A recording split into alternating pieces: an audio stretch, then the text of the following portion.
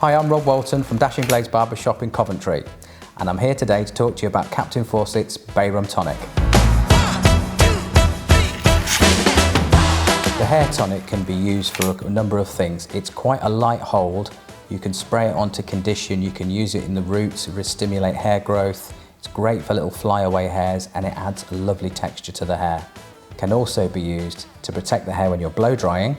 It can lubricate the hair.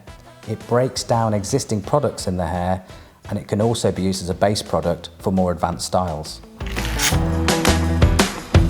The Bay Rum Hair Tonic is really good for medium to long hair, especially if you've got a bit of a wave to it or curls. It stops those little flyaway hairs, you're able to style it, and it conditions, especially when you spray it into the root. The benefits of the Captain Fawcett Bay Rum Hair Tonic is that it leaves your hair glossier and shinier. It also stimulates the hair follicles when sprayed in and promotes growth. If you happen to be using it as a scalp massager in a barber's shop, it's also a fantastic product to use.